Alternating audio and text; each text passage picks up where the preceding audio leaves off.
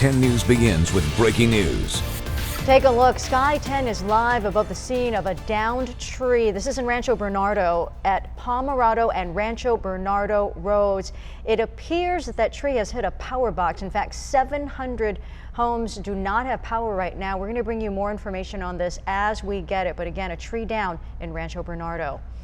Now to this breaking story out of Redondo Beach. Police have a car surrounded. I'm Virginia Cha. And I'm Melissa Messiha in for Jason Martinez. Let's go to the 10 News Live Center and Kalina Estrinos. Kalina.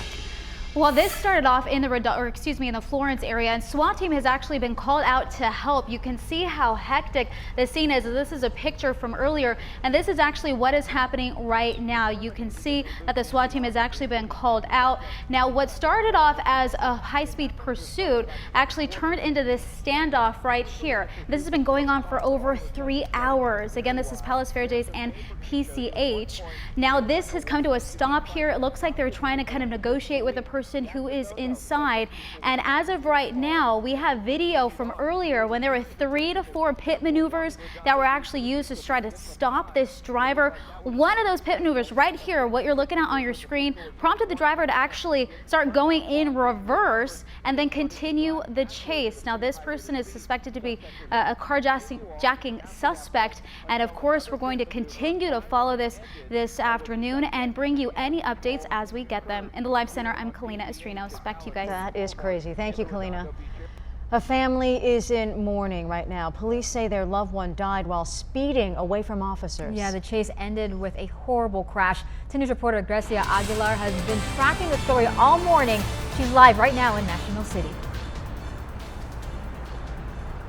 Yeah, good morning. The family was here earlier, but they did not want to speak with us. As you can imagine, they were devastated and in tears.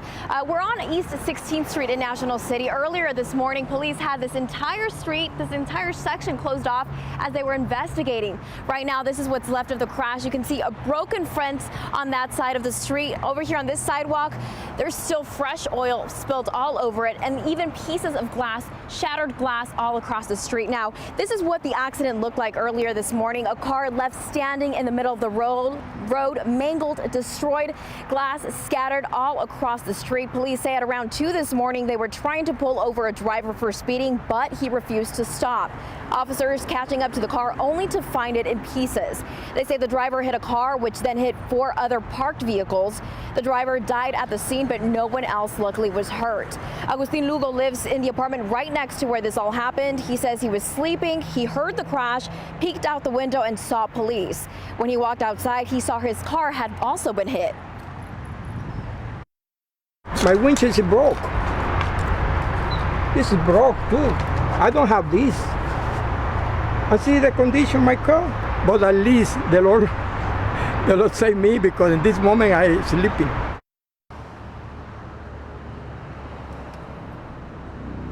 And back out here live in National City, we're on East 16th Street. Police have now opened up the roadway. People can drive across here now. But back to the driver, he is not identified yet. Neither his name or his age have been released. Reporting from National City, Grecia Aguilar, 10 News. Grecia, thank you. Happening now, Lake Poway is closed in case the dam spills over. Yeah, crews are checking the water level every 2 hours. 10 News reporter Mimi Alcala is in Poway to show us the problem. Right over where the rocks are, that's the dam. Next to it is the spillway protecting it in case this lake were to overfill. Now, crews say both are safe right now, but they're going to be out here all day long to make sure things stay that way. The phone rings off the hook but goes unanswered. Cars pull up to the park and turn right back around.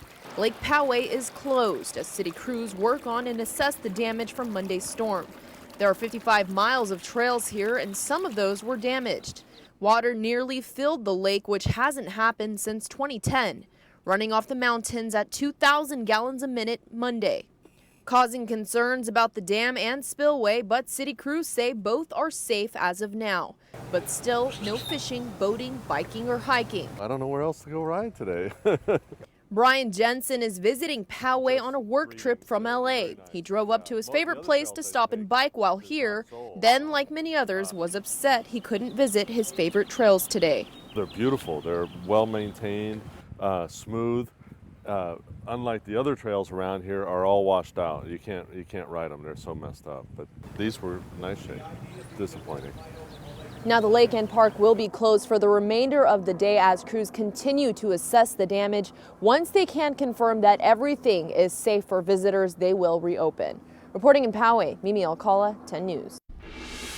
Well, happening right now, the massive storm system that swept through San Diego County prompted the closure of Highway 78. Now, this is between Haverford and Academy, and it's all because of those boulders that were just here. There you go. Look at the size of those boulders blocking the roadway. Now, I checked in with Caltrans earlier, and they said that this is going to remain closed off until the evening. It was actually supposed to open up this afternoon, so they're urging people to take the 67 instead, but that is going to be a massive cleanup project. Of course, if it ends up getting cleaned up earlier than what they're anticipating, I'll have that update for you. In the Live Center, I'm Kalina Estrino. Back to you guys. Thank you, Kalina. Thank goodness there were no cars there at the time. Some new details today about sexual misconduct cases at the universities of California. The UC system looked into 113 reports at 10 campuses from 2013 to 2016. A dozen of those cases were reportedly linked to UC San Diego. 58% of those cases based on complaints made by staff members. 35% are student complaints. The UC system released the documents because of a media public records request. About 2/3 of the accused no longer work at those schools. The UC system says it is now strengthening how they investigate and discipline. Breaking news update from Carmel Mountain Ranch. A driver's in the hospital after his SUV hit a tree and then split in two. Can you see the front half there just sitting in the street? The driver was stuck in the other half. Our 10 News Breaking News tracker was there as firefighters spent 45 minutes cutting that man out. Another man heard the crash and ran over. He says that driver is lucky his Honda CR-V protected him. The car did its job. I can't even tell what kind of car it is, but...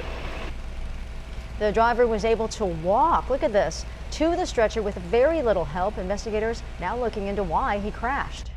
New developments this midday. A judge in Oakland is deciding whether to release the Orlando shooter's widow from jail while she waits for trial. Noor Salman was arrested in January for aiding her husband Omar Mateen's attack at the Pulse nightclub back in last June. She has pleaded not guilty. The judge ordered a psychiatric evaluation before making a decision. 49 people were killed in that shooting. More than 50 others were hurt. And a new response today for a critical moment in Donald Trump's presidency, his first speech to a joint session of Congress. ABC's Maggie Rulli has his call for unity.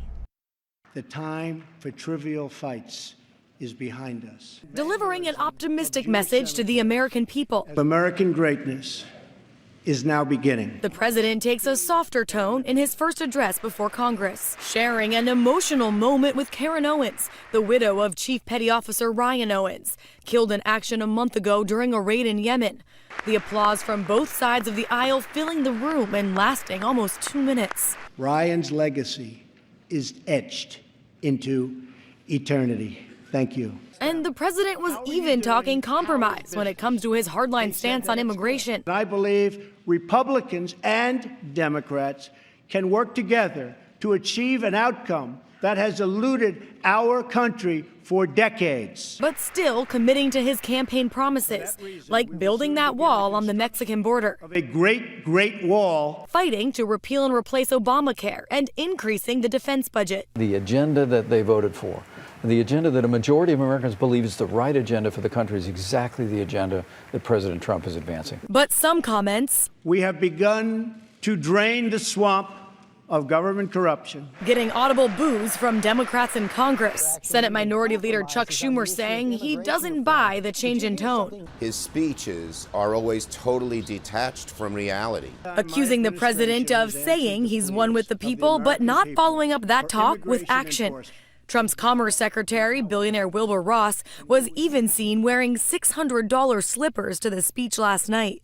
And the president's speech is getting some major traction on social media, becoming the most tweeted about State of the Union or address to a joint session ever with 3 million tweets. Maggie Rulli, ABC News, Washington.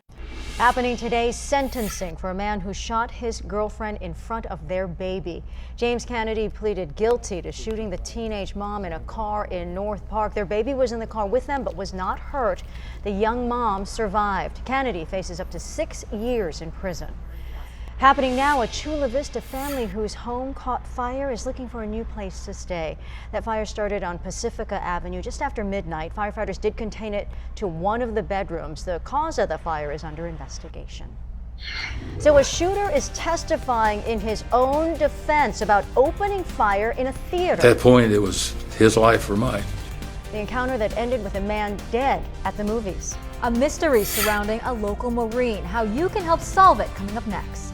San Diego weather has returned. I'm tracking a major warm-up to end the week. Now let's check traffic with Officer Tommy Durham. Hi, Tommy. Hi, good morning. CHP assisting to help clear an accident southbound 5 on the Birmingham off-ramp. Use caution there. And Caltrans doing some repair work here. They have the off-ramp shut down. This is southbound 5 to 28th Street. They'll have this closed off until 1 o'clock. Be extra careful when driving through work zones. I'm Officer Tommy Durham with your 10 News Time Saver Traffic.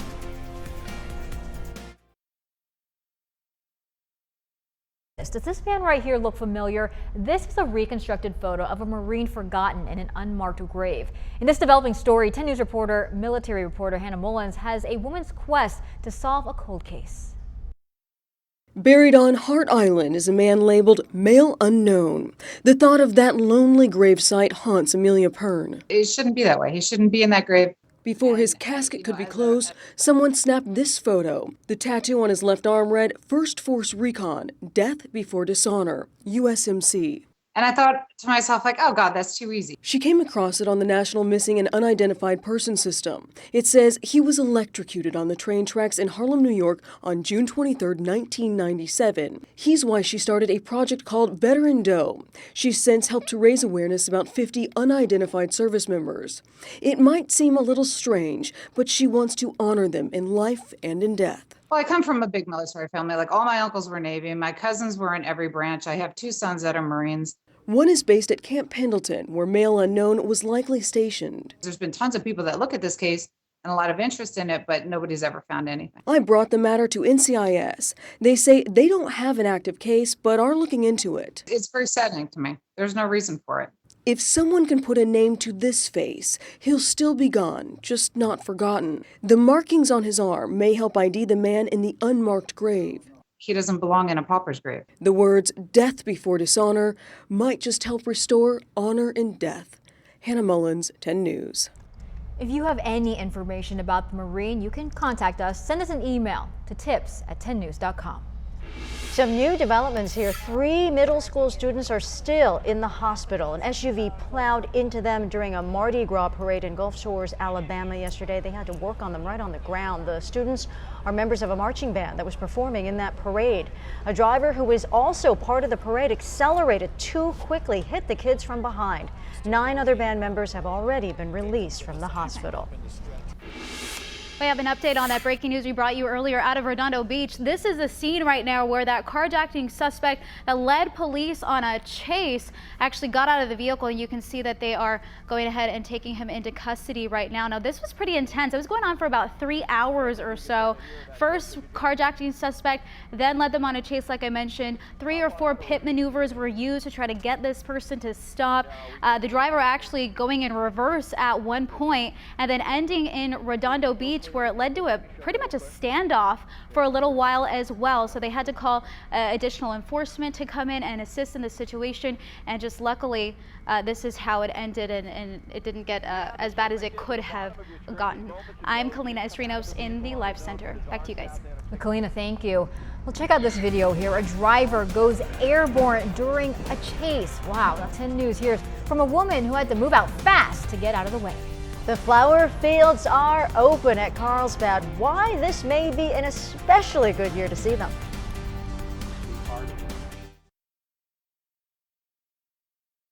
Flower fields are open. And I want to show you a video here from last month when there were still flowers in progress. Eventually more than 50 acres will be a beautiful rainbow of color. Yeah, and this year the flowers are expected to be even more vibrant because of all the rain. Now, if you want to get information about tickets, just go to 10news.com, click on that red TV button.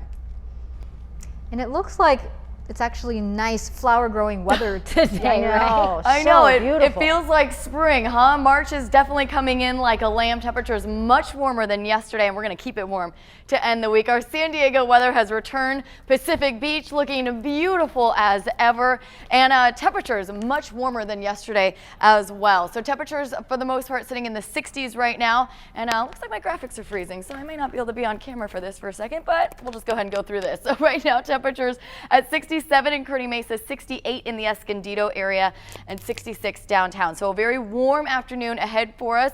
In fact, compared to yesterday, look at these temperatures. Oceanside was only at 60, so was Lemon Grove. Today, around 72, 71 respectively, about 12 to 11 degrees warmer than yesterday. Chula Vista and San Diego also should be climbing to the 70s today, which would be 10 degrees warmer than yesterday. As far as the winds go, well, they've turned offshore. Part of the reason that we're seeing those warmer temperatures, I was just looking at some of the peak wind gusts near Alpine. We've seen gusts up to 51 miles per hour. Right now it's gusting to 39. You can see where the colors are really targeting the foothills and the mountains. That's what you typically see when you have those Santa Ana winds. This is a weak to moderate event for us. The strongest winds will arrive tomorrow as high pressure builds over the west. That's pushing the jet stream and all the cold air much farther north. So a warm and sunny end to our work week, and then a little bit cooler as we head into the weekend. The sea breeze will return, and we'll see the marine layer return as well. All of it due to a storm passing by to the north of us that may be able to squeeze out a little bit of drizzle, maybe a few light showers. That'll be Sunday evening. Then a little bit of fog for our Monday morning. For our inland neighborhoods, look at this, 70s turning to 80s by Friday. A little bit cooler Sunday and Monday in the mid 60s, but then we rebound to 70s by Tuesday. Our mountain and deserts, as that system moves through, Sunday and Monday we'll see some stronger winds come on through, but it's a really nice week ahead for all of us, guys.